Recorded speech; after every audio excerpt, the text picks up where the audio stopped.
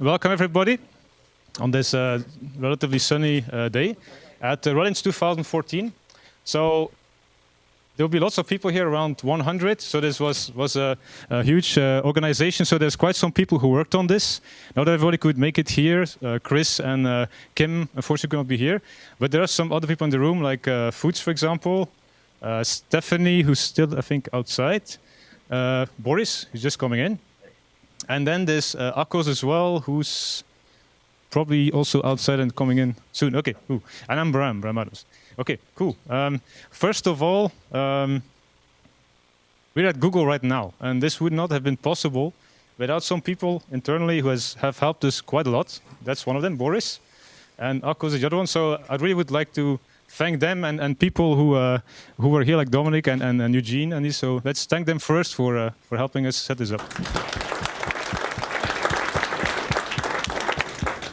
Cool. Okay. Now Releng. A while ago, I did my yearly chocolate pilgrimage in Belgium, and I ended up in Brussels at some conference called FOSDEM, which is about open source development. And in one of the corridors, I could hardly pass. I saw these. I went up, more people lining up to go in the room, and the room was full and blocked by somebody in a Puppet Lab T-shirt. No correlation there. And then I was trembling with trepidation there, and then I took a picture, which is blurry on purpose, and it shows full. And this was a session on configuration management. Now, what's that? Well, this is a session about all things release engineering, actually. We're talking about Puppet, it's talking about deployment, cloud, enterprise, configuration management. It's full. And these were all people who wanted to learn these open source technologies supporting that. And then I said, this makes sense, because I saw this blog post a bit earlier by this gentleman here who said, well, you know, continuous delivery is mainstream. And he got a lot of backlash there, which is weird, because we just saw all these people lining up. They want to use continuous delivery and all these fancy release engineering technologies. And this backlash was like an update. And his point was actually that since 2010, people like at Facebook, Google, Amazon have been doing continuous delivery. All these things, so we're 4 years later, so this should be mainstream right now. But he kind of made some formulations that caused some controversy. And later on, there came this blog post that actually nailed it down exactly. And I want to zoom in exactly on what this blog post said. This. What it says is actually, yes, people want to really apply continuous delivery and all these release engineering techniques in their situation. And that's where the problem is. Because how do you do that? It works at Google, it works at Facebook. They did lots of effort to do this. They made some mistakes along the way. Like, how does their work apply to other companies? Okay. For example, like, how can you actually get buy-in from your management to spend effort to get there? All these kind of things. What are techniques you can use? What are the tools? So, bottom line, you have a bunch of people in industry who want to apply continuous delivery. Plus, you have a whole bunch of these guys, researchers who want to help you, want to prove that continuous delivery helps. It improves quality. So what happens if you combine both? Then you're here at Releng. That's the goal of this workshop. People talking about experiences, how they can go to rapid release and all these kind of things. Researchers who want to help, who show some results, want to get ideas for further research. And that's basically why we're here. Right here. Okay, cool. So now the workshop, what will we see today? Well, we had lots of submissions. We don't get 5, not 10, not 15, 18 submissions, which is quite cool. Even cooler, especially given what I just said, is that half of them are from industry and half of them from research, exactly. So from these 18, 16 will be presented today. You'll be seeing them, and you can interact and discuss and these kind of things. Now, we had a very busy schedule, so we had 1 week for people to actually review all these submissions. So some people really did like huge effort here in 1 week to like do this thing and even discuss things online. So maybe let's thank these people for doing this work.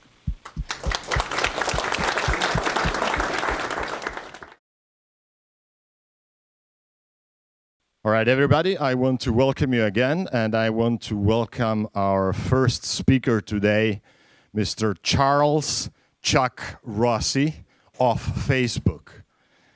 I know him. Yes, give him a hand. Give him a hand. He is already a release engineering celebrity of sorts in Silicon Valley. for many reasons, of which I won't come and talk about. But I know Chuck from Google. He used to work at Google. In 2008, Chuck joined Facebook, and he's working in the release engineering group at Facebook ever since. As you probably know, Facebook's application on iOS and on Android is the most popular application on the planet. And those guys who work with Charles, they release this twice a day. So he has a lot of experience in how to push change lists and bugs very fast into production. I would like him to share with this group some of the stories and war stories and some of the approaches that they take at Facebook to make this a success. Chuck, please.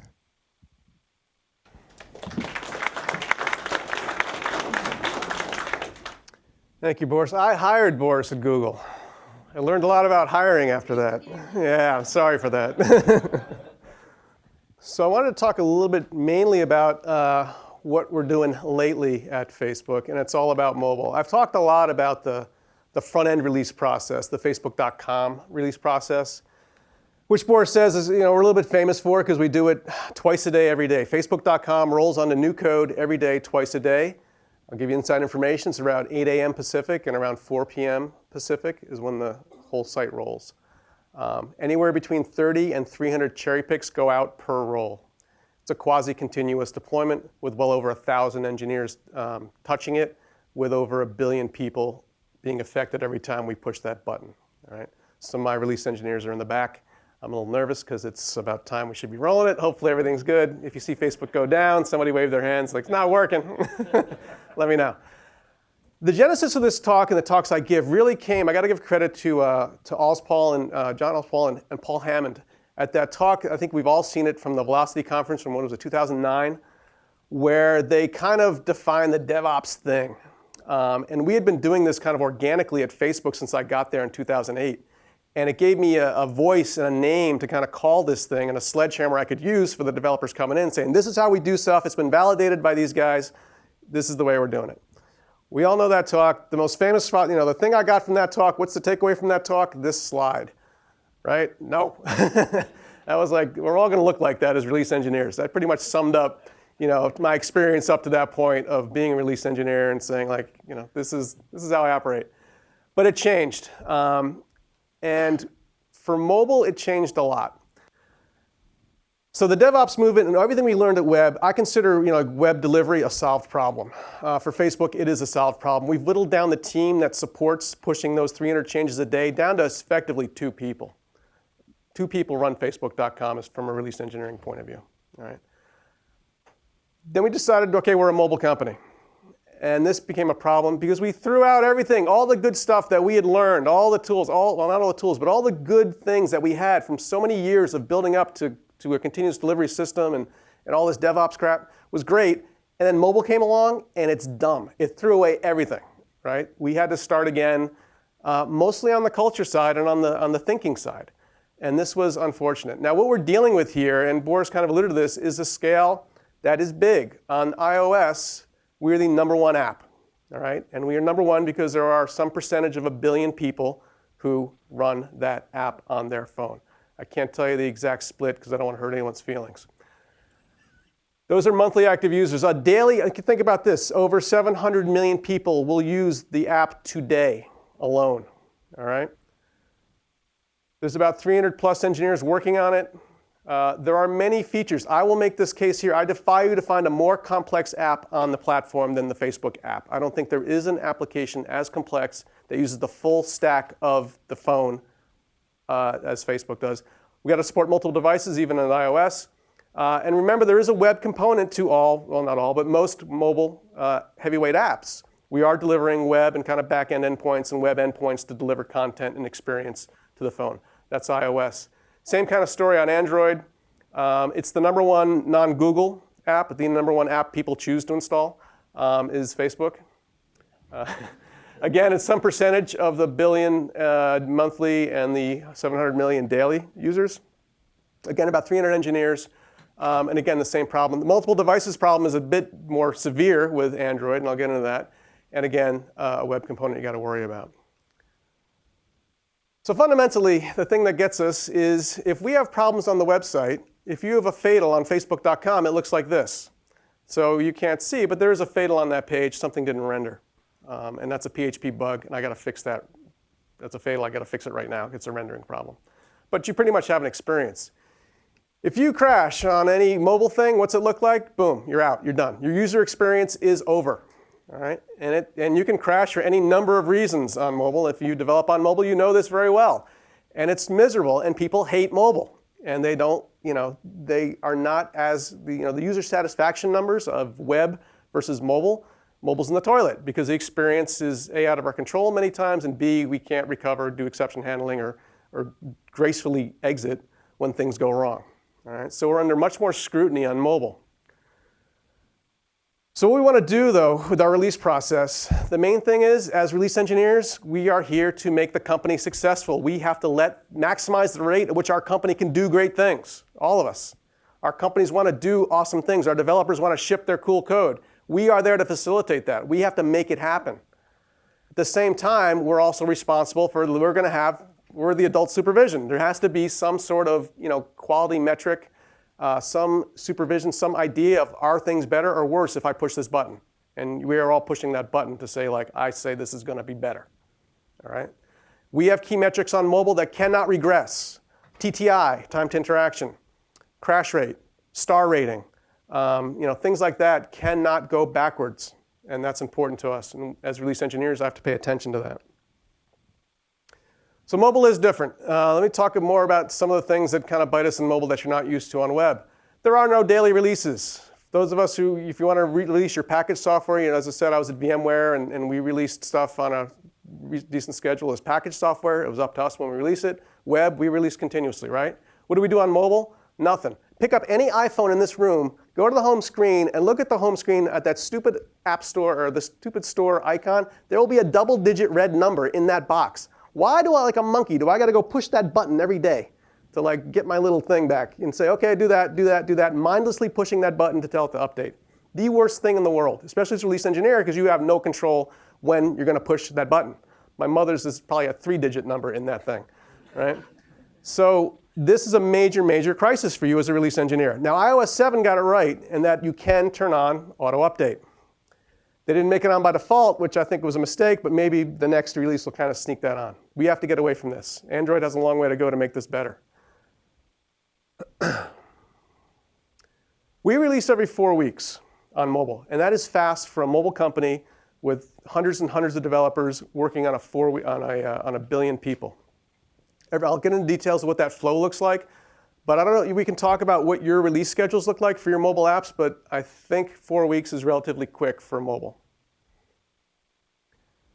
The other problem, when we release software as release engineers, do we build our bundle, our web, our website, our web stack, whatever it is, push a button and 100% of everybody gets that? When I push the button at Facebook.com, do 1.25 billion people instantly get my new binary?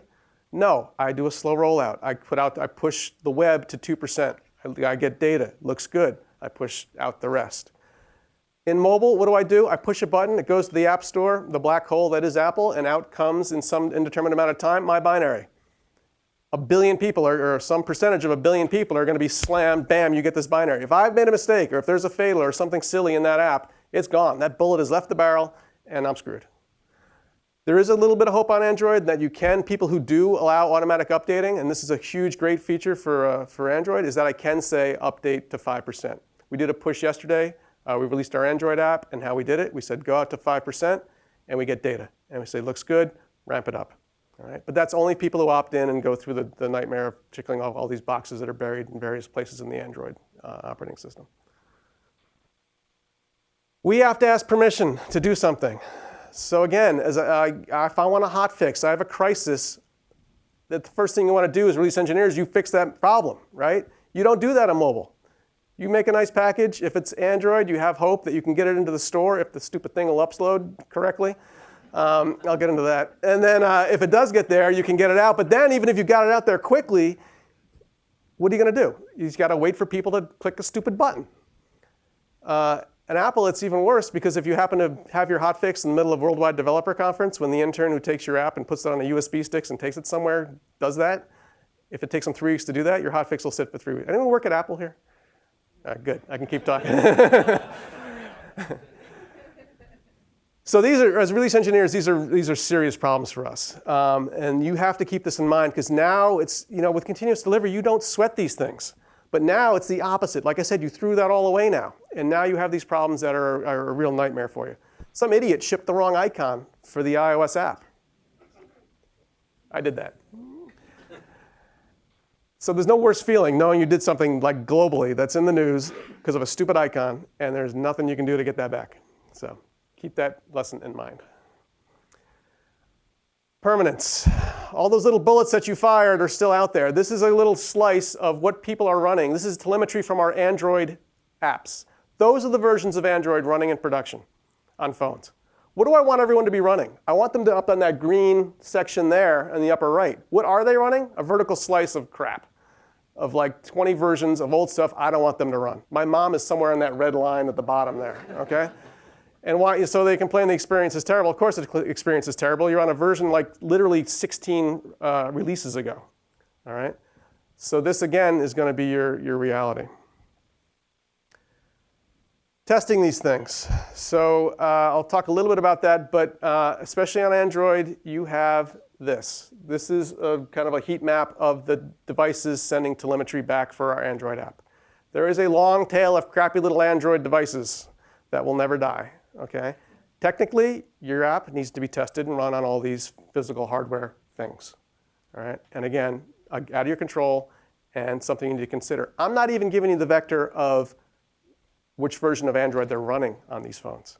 Gingerbread, Froyo, Gingerbread, KitKat, Jelly Bean, ICS, all those, we could put another matrix in there and your head would explode. And you know darn well that something that works in ICS is not going to do well on Gingerbread and a million other permutations of that. So this is something else you need to worry about. You don't get, it's nicer in the iOS environment because it is a bit more constrained with devices and whatnot, but supporting the iPhone 4 is not as easy as you'd think. So we do need to worry about how this works on older and different iPad and iPhone devices. So how do we ship this code? So what's the process by which we're getting this out? So like I said, the web is kind of well known here. I'll just talk I want just one thing on organization. This is kind of a big thing we could talk a lot about, but the kind of the normal thing you do is you have your normal kind of web deployment world and your development environment, and your engineers are kind of have your desktop web guys. You got your product experts for the product itself, and then the mobile guys tend to be platform experts, right? So they're kind of shoehorning stuff in because they know the platform, but they don't know the messages, they don't know photos, they don't know whatever functionality they're working on, product feature, they might not be the expert. We started out this way because it's kind of naturally what happens, right? What you got to get to is obviously this. So we have no more mobile group and web group and all that. If you work on the chat group, you work on the chat group for all platforms, web, mobile, whatever, all right? And that was a bit of an organizational, noise kind of went and shuffled around, but it was worth it in the end because when it settled, we had this and we had less clowniness on the mobile side, and our mobile quality improved greatly because the features were done by the people who know the features, who know that thing, what they're trying to do, regardless of platform.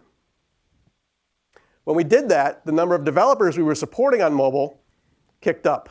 Right, and this is an actual graph of the number of people that were checking, the number of unique individuals checking into code into the mobile code bases. And after the reorg, bam. So as release engineers, we have just multiplied the volume of stuff that we're dealing with. So that just be aware of, when you go to this model, that's what you have. So this fixed state release process, Facebook uses it, Chrome, a bunch of other people use this process.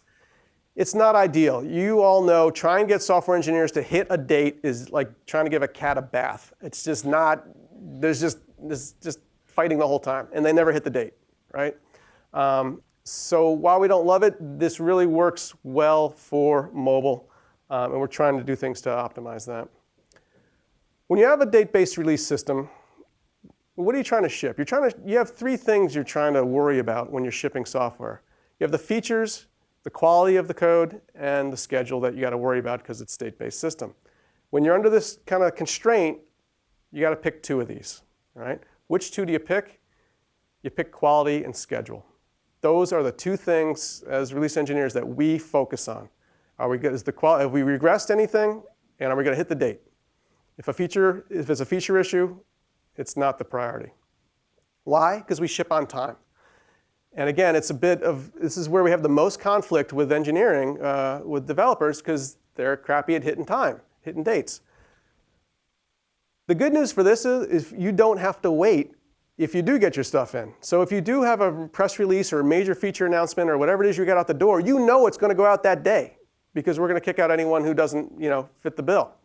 So the good news is if you do have your act together and you do get in, you will be in good shape. Your stuff will go out. We're like doctors, do no harm. So if we do something, we cannot make things worse. And that's some of the criteria we judge every commit by. Are we making things better, or is this just kind of iffy thing that possibly will make things worse? To engineers, 4 weeks seems like a lifetime. To PMs, 4 weeks seems like a lifetime. 4 weeks is not that long. And you know there's another one coming. All right? Those trains are always leaving. Do not freak out when we throw your thing out. I had a team come to me like week 3 of a 4-week cycle.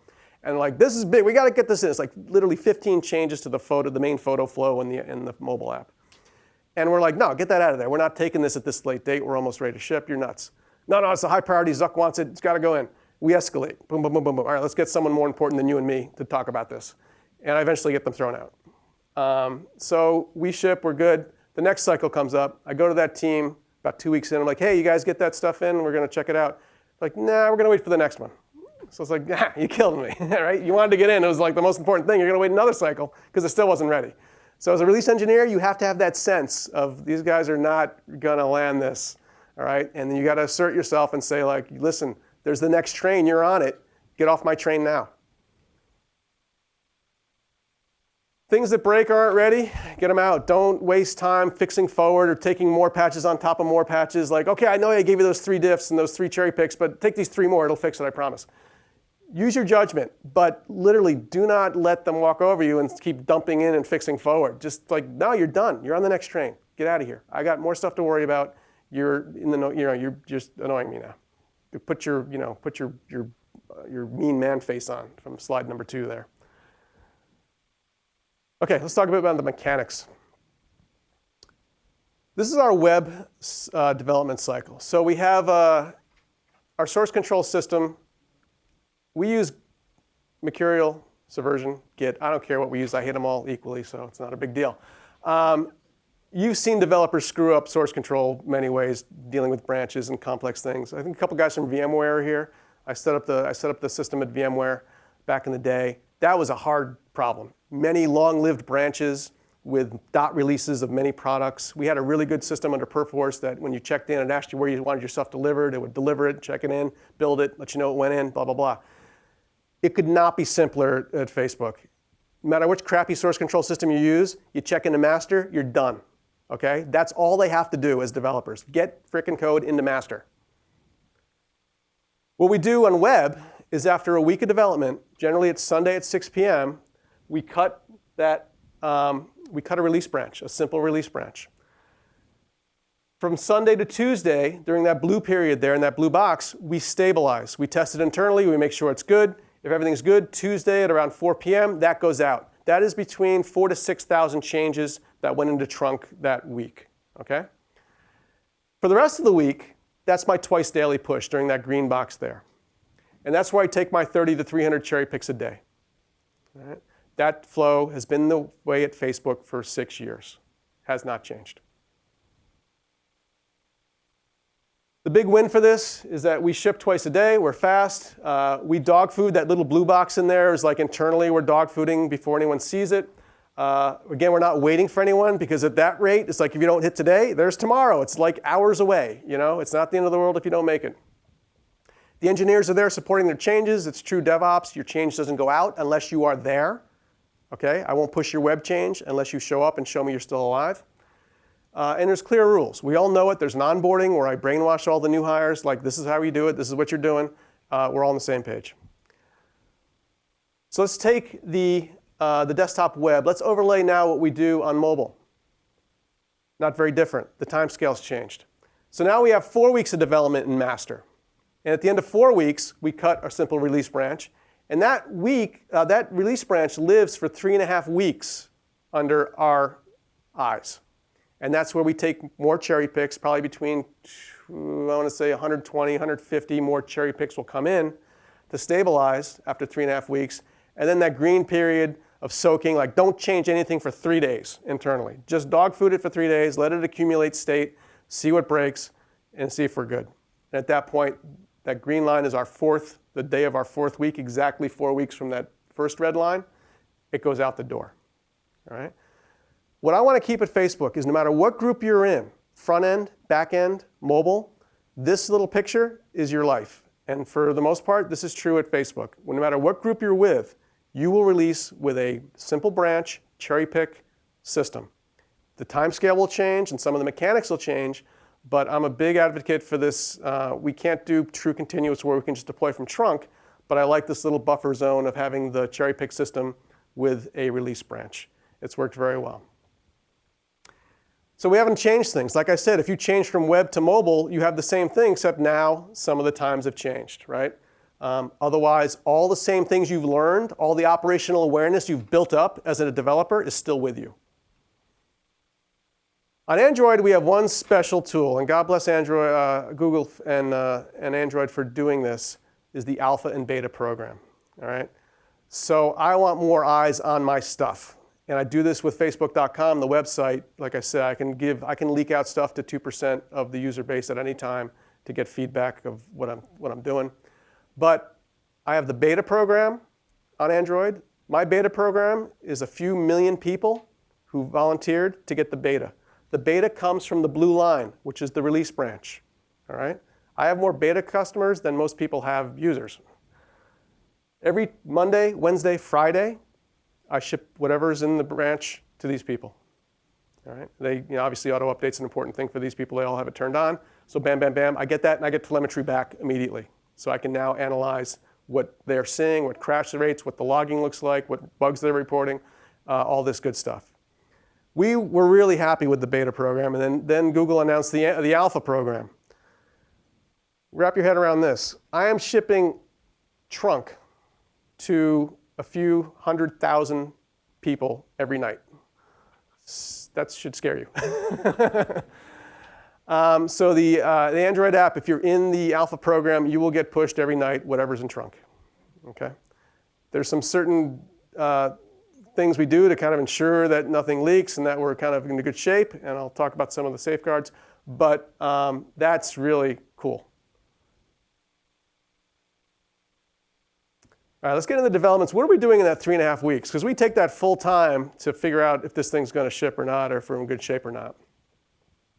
So let's talk about some of the details there.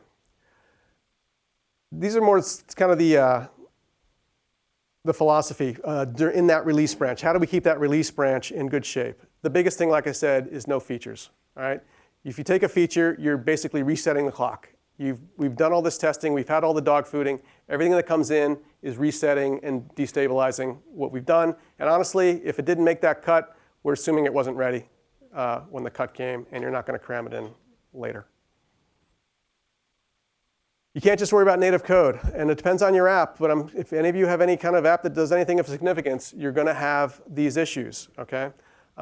We are very picky about design, and there's a design team that if you can't, in mobile, you just can't throw in an element or something or change the UI without kind of a pretty heavyweight analysis of, okay, is this the way we want it to go?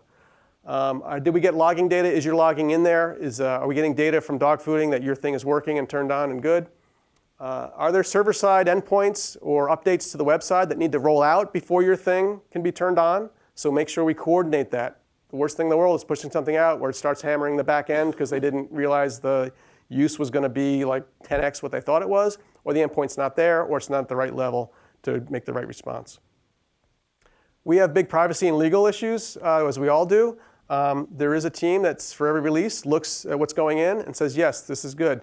If you rush it or you take in late changes, you put that at risk, because they could derail what they looked at when they first said, OK, this is what's going on for this release.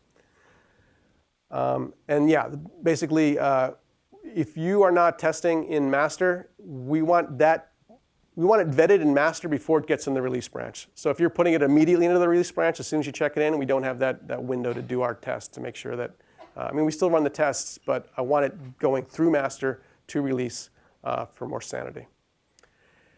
You are guilty until proven innocent is pretty much our motto here, right? So every time you do ask for something, we need to approve it. And we use a system, a cherry pick system. Again, this is across all of Facebook. It's called Relief. It's part of Fabricator, which is that our whole code review, our whole stack is open sourced under the guise of Felicity, which is a company that has all our internal tools. They've open sourced it and they maintain it. Within Fabricator is this thing called Relief. So if your diff is accepted, and this is a diff that was accepted and is in master, that link shows up and it says Relief request. And what you're saying is, I want this to go out. I got it into master, but I still want it in the release. And then you're in week 2 or week 3 or whatever of the process. You click that button, and out comes this,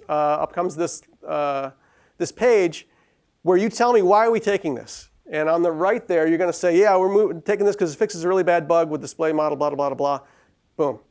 My release engineers are going to look at that and say, yeah, this is legitimate, or this smells fishy.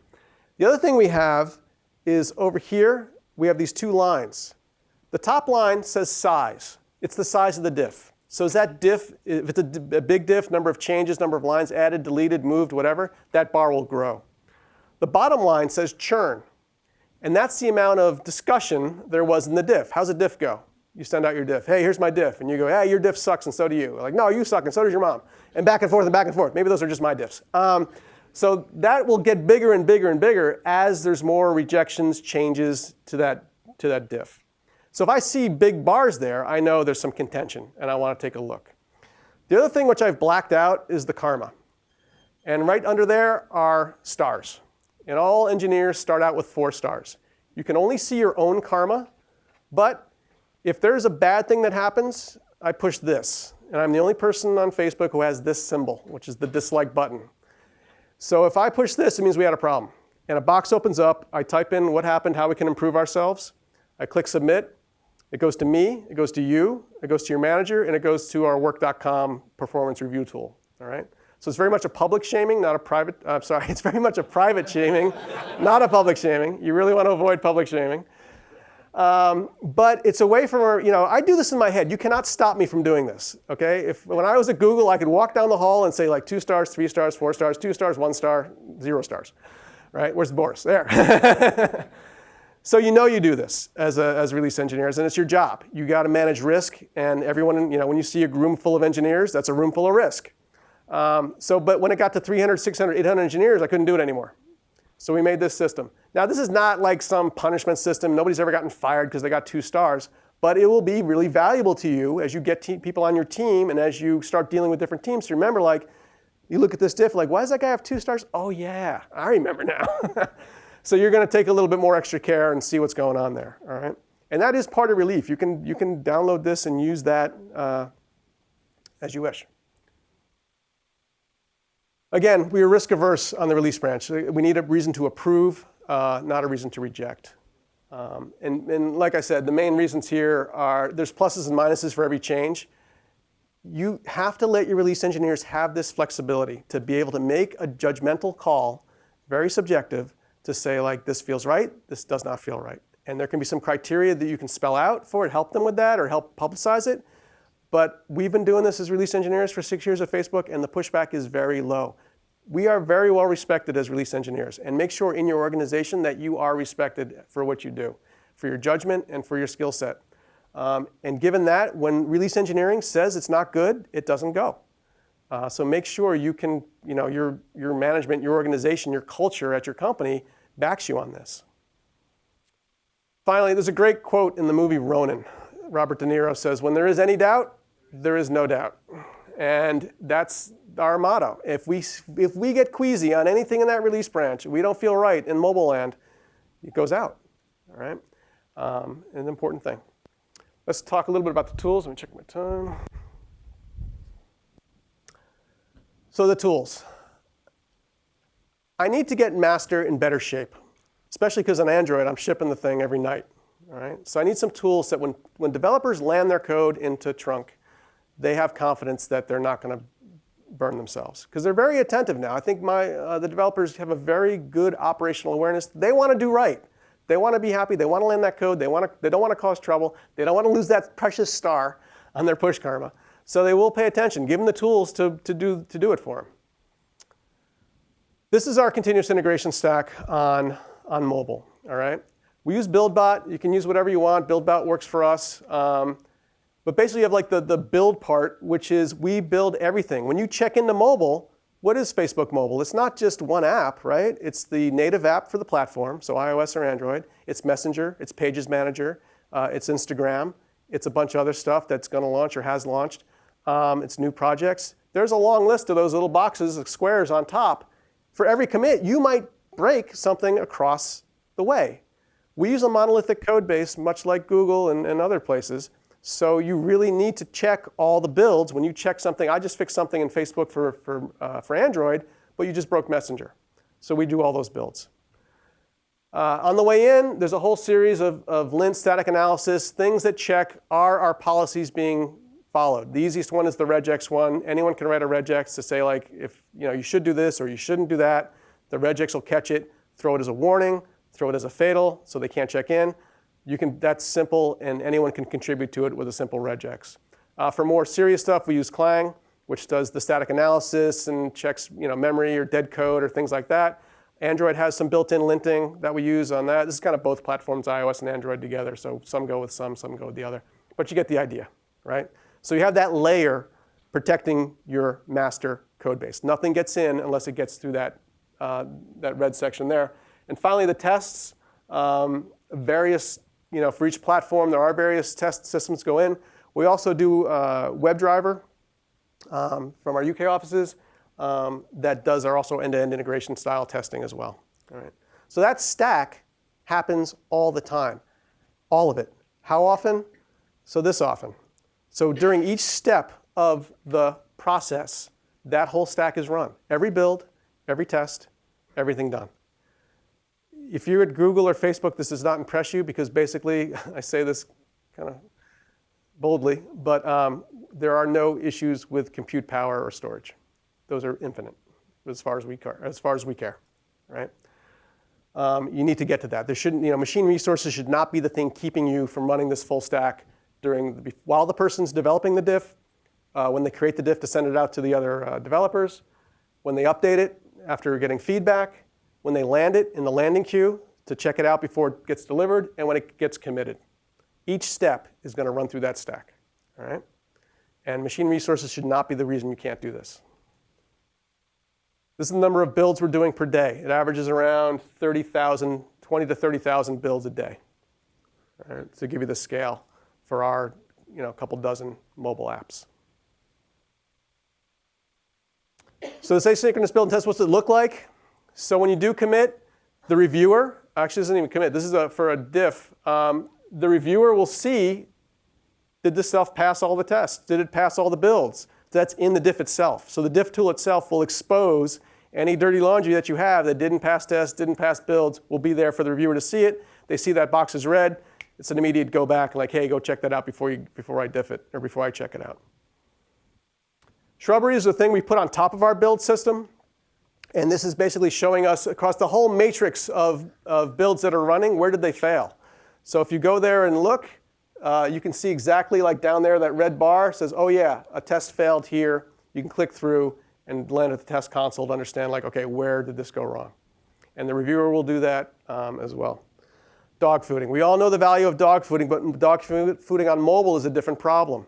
Like within Facebook, if you're on the Facebook network or within the VPN, when you go to facebook.com, you're never going to facebook.com. We always redirect you to what we're going to ship, our dog food. How do I do that on mobile? Well, I have a mobile builds page that people will go to on their phone, and they can download any version of master or the release candidate or a previous release of the various products. And this page scrolls down a bunch. There's one other thing, though. People are lazy on mobile. They actually use their mobile phones. They don't want to be bothered. On Android, I force them into the dog food. If you're a Facebook employee, you will not download the Google Play version of our app. It will always kick back and download and use our version, our dog food version. On iOS, it's a harder problem because we don't have the guts to do that. We wrote a wrapper around the app for internal use. So the problem with iOS is you fire it up and you're like in the middle of the park or Burger King, you want to check in at Facebook, hey, I'm having a burger, right? Boom. And it's going to come back and say, hey, you're on the wrong build, upgrade now. And you're like, I'm in the middle of Wisconsin. I don't have connectivity. I don't want to do it now. So it's a big pain. What we did is wrote a wrapper that in the background, it's going to download. It knows when the new package is out. It downloads it. So when you fire up the app on iOS, it's going to just tell you, hey, by the way, I got the new app already waiting for you here on the phone. Just click install. And that is going to boost a lot of the dog food usage for our internal people. So it'll be very seamless for them to keep up to the latest. Because that changes every day, right? You're going to ship that dog food app every day. The test console, if we had clicked through on some of those test failures, you're going to see basically the history of what's passing, what's failing, and specifically what failed. So you'll be notified when this stuff fails for you, and you're going to go look for your commit. You see your commit, you click through, you're going to get exactly which test failed. Our tests have an automatic quality rating. So if we see tests are failing or flaky, the star rating for tests, tests have karma as well. They will lose their karma, and eventually they'll be discarded if it's a flaky test. You click through here. Again, these are tools, it's kind of specific, but you can basically see the history of how this thing failed, exactly when it failed. Point being, you need to have data that gets you down to the rev level of when things went wrong. So again, every commit, every test, run every time. It's easy to basically bisect down, say, here's the point which we failed, here you go. With all this, we still have breaks. And if you're committing and something breaks but it's not yours, you can always pull back to a stable point. So there's a rolling stable label in master where if you're hopelessly broke at top of trunk, you can say, listen, get me back to something I can build. You can always pull that stable label back, and that automatically updates as things pass. So make sure, that's a simple thing. We've been doing that for years. I think all of us have done that. Don't forget it on mobile.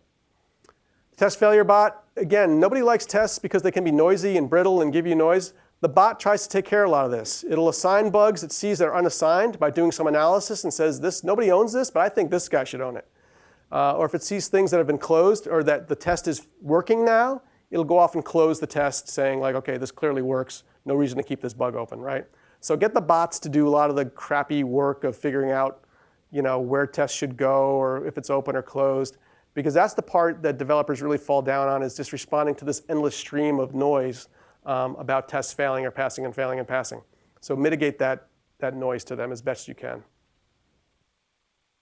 With all that, especially with Mercurial and Git, when you rebase, you could get in a bad state. We use this thing called Landcastle. And what this means is when you commit into master, while that stuff's all running, we worry about rebasing your stuff into the latest, into basically the tip of the tree. All right? So when you commit, this thing's going to say, yes, I've queued up your thing. Your change is in there. It's going through the stuff. I'll keep rebasing it for you until it lands. If in the process of rebasing, it basically finds a problem or a conflict because stuff is coming in, it'll send you a page and say, listen, I can't land your change into master because this guy just pulled the rug out from underneath you. So go deal with him. All right? So again, taking the onus off the developer to worry about constantly rebasing, constantly checking if that thing gets in. It's much simpler if the system takes care of that for you. I think at VMware, this is this kind of similar system we had at VMware. With all this, we can still break master. All right? What do? We have the sheriff. I do the same thing on web. Like I said, there's 2 people essentially running web. There's 1,000 developers against 2 release engineers. And we release in real time. So we have on-calls or sheriffs. I have a page with a rotation for every group. All the on-calls for that week for all the different groups. When things go bad and Photos doesn't work on the new iOS build, am I going to debug that? Not so much. I'm going to go to the list, and it's going to say, this guy right here is the Photos on-call for the week. Here's the problem. Fix it now, fix it in real time, and get back to me. Get who you need, back out what you need, do something. All right? And that's the job of the sheriff. And this is ideal because it gives the developers this operational burden That really opens their eyes. They become allies of you, right? They feel they're part of the release engineering team or part of the gang. And as you spread that, as more people get to be sheriff and on-calls, they have this empathy for like, yeah, this sucks. We're really screwing you guys. So they will be better engineers and better operational people if they have this role, all right? Their main role on mobile, get it working, man. Just revert. Just get me back. Get me back on my feet. They'll look through, they'll see this, I'll send them this link like, hey, these tests are failing, I can't figure it out. What's going on? It looks like it's related to photos. They'll go in and they have the special, super confidential tag where they can get stuff in, bypassing some of the big stack of stuff, because I want that fixed now. All right? So as a sheriff, you get checked off in the database as a sheriff, you get a special tag to commit, and you get your stuff in, generally reverts, go in immediately. All right. Bisect tool is cool. Basically, you can do a live bisect on your phone trying to find a problem. So you can go here, tell us what bug you're looking for, basically punch in build numbers, and they'll just suck down from the dog food page. So you can try different builds, bisect until you find that exact point that things have gone bad. All right. All right, let me wrap up here. So the big shock for us at mobile was we thought we had things solved as release engineers, and we didn't. The process for us for mobile is I went out and I hired Christian Lignito in the back from Mozilla, and I was busy with the other guys just getting web was pretty good. I wanted to make sure web stayed on its feet. I said, Christian, that mobile thing's a mess. Go deal with that. I threw him in like one guy into this big den of mobile, and he did a great job. But he had to come back, and we all had to figure out we have to change how we develop, how we ship, how we write code. All those things that we had solved already had to be rethought, and the tools had to be modified a bit, and new tools had to be invented.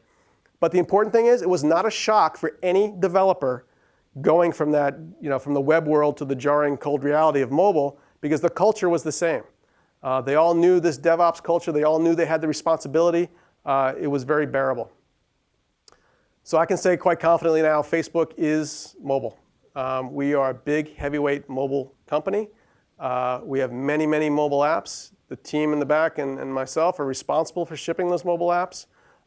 We'd love to hear what other people are doing with mobile. I think we have a lot to learn. We have a lot to share. We have to really lean on our friends at Apple and at Google to help their, I don't like to be critical, but they're keeping us back. The systems have not kept up with the reality of the mobile ecosystem. I promised I'd complain about the Google Play Store. We have 17. When we want to release one version of Facebook for Android, there's 17 packages because we build out APKs for individual DPIs or chips or whatever. It's no fun going to a web interface and uploading 17 packages every 4 weeks with release notes. So this is silly. I mean, let's not be amateurs here. Let's get an API. Let's get this thing like industrial strength so I can get things through. I promise you, I am not happy with 4 weeks releasing stuff. I'm going to get to 2 weeks, hopefully by the end of the half. All right? I want to ship both platforms every 2 weeks, eventually every week, shipping mobile. I can do that, but the tools at Apple and Google are right now one of my biggest hurdles to get that cadence. All right. All right, there's my contact information. I think we have time for questions. I don't know if we have maybe a microphone for the remote.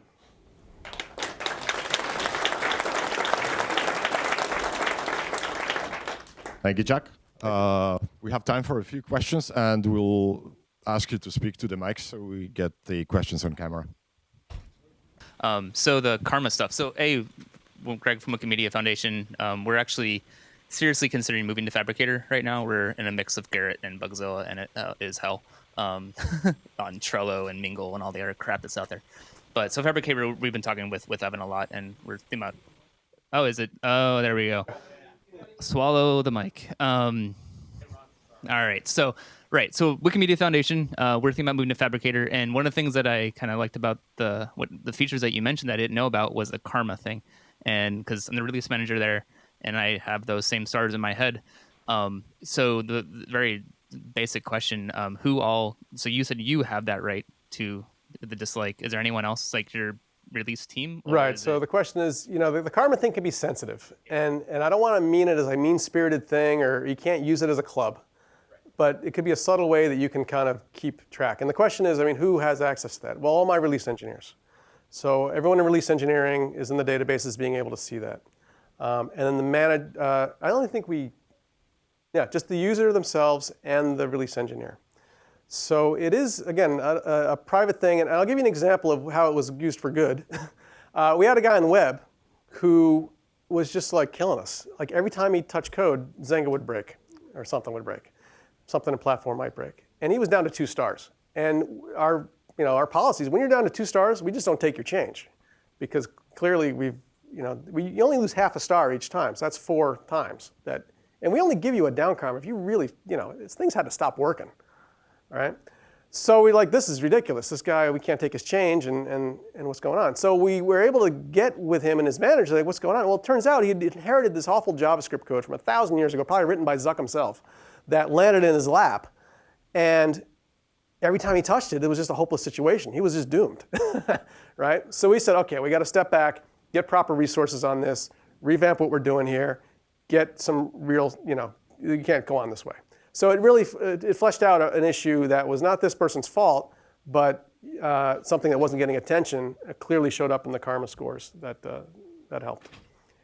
I'm Ryan from Cloud Foundry. And one of the things that really stood out to me was when you said that we, as release engineers, need to make sure our team is well respected in the organization.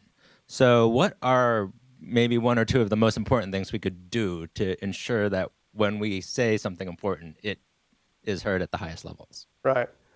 So the first thing is you got to have the attitude that you're not there to hinder things. Like the pushback you get is like, if you guys get in control, everything's going to stop, right? Because you're not going to lay anything out and you're going to be grumpy and like that. So you have to balance the idea of like, I'm going to be cautious, but I really want to make things happen. The team wants to enable the company and the developers to get stuff going. But we're going to be, like I said, some sort of adult supervision. We're going to do a little bit of sanity test for that. As far as how you can build that,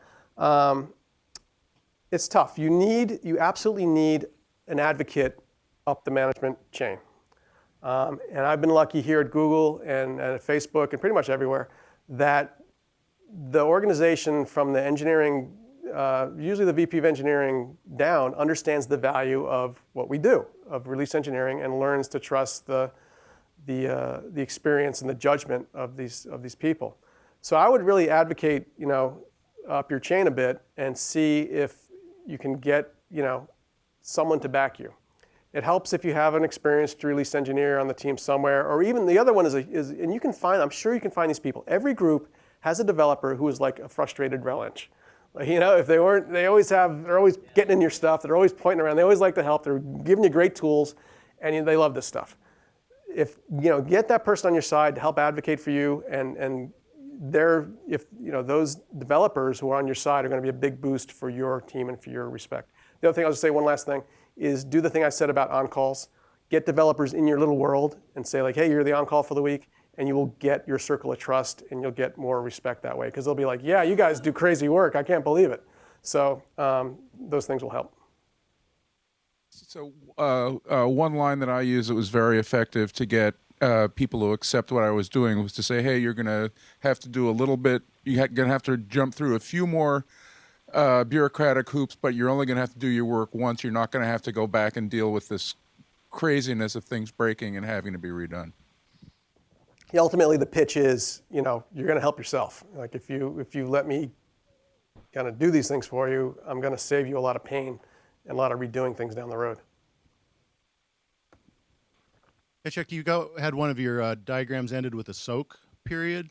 So what happens if you get surprised in the soaking period? Does that affect that cycle? Does it affect the next cycle? What do you do then? Yeah, soak is not ideal. And in fact, soak doesn't work that well, because if you're a day into soak, you're like, oh yeah, that doesn't work. So you got to cherry pick, and you kind of got to push that out again. You got to collect data. It stinks. You know what saves that 100%? The beta program. So I could be in soak. I'm in soak now the whole stupid time, that 4 weeks, because I have 2, 3, whatever million people we have out there using the app. So when I find something and I'm in Soak and I cherry pick, I don't have just the 4,000 engineers at Facebook to go give this to. I have a couple million people I can go give this to and instantly get some feedback. But then why do you need the soak period? I mean, why have it? The question is, why do I need the soak period at all then? And in fact, it's probably less of a thing now that the beta, I need it on iOS because there is no beta program on iOS. Maybe if you can give the microphone to Christian sitting behind you who works, Bars. Can Christian just grab the mic there? Christian works on mobile. Yeah, so the original goal was the way we dog food and the way beta dog food is you're basically installing an update every night, which is not the way our users will actually run it. They'll install one update and then run it for a month. So there's some sort of bugs like local caches growing unbounded or something like that where installing every day would hide those bugs. And of course, we have to push out a new build every day because we want to test the changes, the cherry picks we've taken. But at the end of the day, we want to test how our users are going to experience it, and they're not going to be installing updates every day. So we effectively get a soak through that. Yeah. Hi, I'm Fred from Google. I'm just wondering about how you use that telemetry. What do you do with the telemetry you get back, and how do you interpret it? So the telemetry coming back from those various channels will be our graphing system, our data collection system will basically graph it over the current production values. So crash rates, TTI, app size, bug rates, all those meta values will be transposed over the known values for production. So if they vary, and we're all very intimate with what those numbers are, and we can see. The other thing we're getting is individual results, specific logging data that is only from those people. So we can see, and we do this on the web, it's fantastic. We have a page for all the log data coming back. It's like, show me only the stuff happening with the new, with that beta release. So it'll flush out like, hey, these are new errors I've never seen before, right? So instantly, like, oh, that's all new stuff. We got to go flush through that and see what's going on. So those are the two main ways we can get that telemetry and figure out if we're in better shape or worse shape. Hello, my name is Armin from Mozilla. It was excellent what you showed us. There's one question I have with regards to the home page for each team of developers. If we are backing out up to the most stable, last stable state, why would you need a team of sheriffs or on-call people?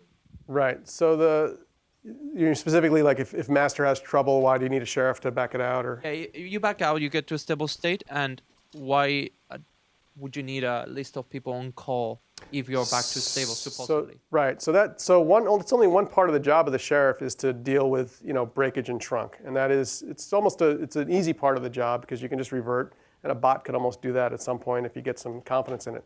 The real reason I need those on calls and sheriffs is operationally. We operate in real time, right? The data coming in from production, the website going out every day, something is happening all the time. If something goes wrong, if I look at my graphs like Fred was talking about, and I see the production graph for crashes, just all of a sudden, bam, goes up. And I look at the stacks, and I'm saying, like, why are group messages suddenly failing? I'm going to go right to that on-call page, find the groups person, and say, this is your life right now. You got to take this, and you got to figure out right now what's going on. Now, you guys, Google kind of championed the use of SREs to kind of do this as the first line to figure out, like mostly for website, but when things go wrong, SREs responded. We're less about that and more about having it go right to the team. The operational people are within the team itself. So that's the real reason I need their expertise as on-calls and sheriffs to be able to look at a problem, a stack trace, a code path. They know what went in that week. They're like, oh shit, yeah, we just updated that group's thing, that push went out yesterday. And all of a sudden it's failing now. Somebody changed a gatekeeper or somebody turned on that code, and now we got to react. And he's the best person to do it because he's in that group and can find it was that guy. And then run down, you get him, and we do it. So that's the big win. Do you have any challenges with the balance of power between like product owners and testing and then the release management? Do you ever get overridden by your decision, get overridden by the product owner saying, those testing, it's not relevant, the feature being delivered is more important than that bug, ship it anyway? Yeah, I mean, that's we probably don't have it as much, but that's the natural order of things, right? We don't have any QA groups, so there's no QA. That is that data is evident by itself. The tests pass or they don't. So that pretty much settles that argument. The last is the release engineers versus kind of development, or more likely PMs. Because PMs, I kind of make the picture of, on the one side you have like my team, release engineering, like trying to hold down the fort. On this side you get like Zuck and the management staff like wanting stuff to go, and in the middle you have the developers. We're like the rocks that crush the blood that makes the stuff go, right? The lubrication. So the poor developer and the PMs are these little things between these two rocks that are just grinding away. So yeah, you're going to have issues where, especially for the PM, because they have the pressure like, you got to ship this thing X. And they're like, oh, it's not ready. I got to try to cram all this past the release engineers. They're going to kill me. And like, if you don't, Zuck's going to kill you. So what do you do? Those you have to resolve, I swear to God, on a case-by-case basis. And again, it comes down to a subjective, judgmental thing. You look at who's involved, you look at the code, you look at the risk, you look at the benefit, and in our case, you think, how many users are we going to mess up with this? All right? And you do make it a decision. And if you still can't pass, you go up the line until, again, I give a lot of credit to our executive team with like Mike Schrepp. If it goes to him, he'll make the call. And if he says it goes, it'll go. I'll do it, right? So generally, you alleviate a lot of this grief with a faster release cycle. So with 4 weeks, we're just at the cusp where people freak out, right? They can kind of wait, but they're like, if they hit it really wrong, it could be 8 weeks if they just miss by the time they get in. So that's why I want to get to that 2-week cycle. All that pressure, all that conflict, all the grinding of gears and rocks goes away when I can say, relax, you can go out the next day, the next week, no big deal, right? We never have these problems on web if you can push every day. The question I have is, you had a really nice diagram about how you integrate into your continuous integration, like, testing, static code analysis, all these kind of things in every state of development cycle. Like, you're doing it before the commit, if I right understand, yeah? Before the diffs are being evaluated and such. So if you do have it in place, why the question of karma comes into existence? Because in theory, we specifically design these steps and integrate into our cycle is to avoid these breakages or whatever. So if you can talk a little bit, I'm interested in theory, how much we can actually prove in that process, right. And what is the filter, what gets through and why do you think it gets through? Right. So I don't want to paint too rosy a picture here. All that, the slide that I put was very pretty with all the steps that go through, obviously, and we all know this because we've all written tools and have those things in place. They're not going to catch everything. Human judgment is going to enter into the equation. The thing that makes this, where karma comes into play, is we're operating in near real time here, right? So when things have to happen and those cherry picks have to come in for a production launch, that's where the judgment counts, both for the developer and for the release engineer. So if the developer is using poor, the tests I have will really flesh out the obvious things. But if someone checks in a new flow for messaging or a new flow for group update, you're not going to catch it with tests. Like, it's going to pass, but when it's all together, integrated in the app, and you decide to take that in week 3 of the release process, your tools aren't going to test. Your tools aren't going to catch it. That's where karma comes in, and that's where you say, like, you should have known better. Why did you even think you could rewrite the messaging stack in week 2 of a release cycle that somehow got biased, checked in, and derailed the release? So it's more at a higher level where karma comes in. So the input I take from that basically, just in the theory of operation, in a situation like that where we have to update production like every week or so, we're always going to be behind on the quality of tests we are putting into our system. So we should concentrate more on exploring that issue in opposed to putting stars on engineers, because it doesn't matter how good the engineer is, if there's no test, he wouldn't be able to pinpoint all the problems, especially right. If it's a huge code base or legacy code base or whatever. Right. So I was, just in terms of the, release engineering practices. Right. Yeah, like I said, I don't want karma to be used as a, everyone's losing stars. I don't think there's anyone left with 4 stars. You're expected to, when you move like this, you're expected things aren't going to go right. You're not born with this operational awareness that's going to get you through. What we're really looking for is really it's really a neglect thing. You didn't follow process. You didn't really think about this. You took off your operational hat long enough to make this mess. But as you noted yourself, the neglect thing you're able to catch because these are obvious issues. Not always. It's a complicated new features which didn't roll out in your testing framework yet. Right. This is what causes you grief. Yeah, and that's where, generally those are caught because they're big enough where they'll escalate, where we'll try to discuss that and do the analysis of the big feature. We've had it many times, like a big feature will come in late, but it's really important. Can't wait the 4 weeks. The press release is already set up, and that's not a karma event. That's like... Yeah, exactly. That's what I'm trying to say. So, I mean, if you have a good suite of tests to catch every change, all the neglect thing is going to be caught before it even gets into the master. Right. So, anyway, this was just...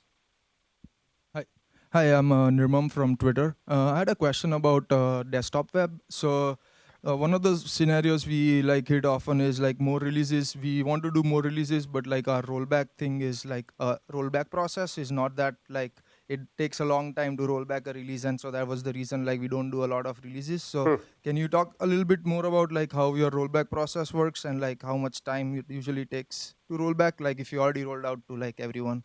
Yeah, obviously on mobile we can't have this discussion because it's firing bullets and bullets don't come back. So on web it's a much better situation, and we don't really have this issue because think of the number of machines it takes to serve Facebook.com. It's a big number.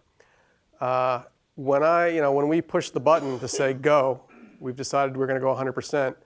That binary that is Facebook.com is out in about 15 minutes, which I've said is both awesome and terrifying.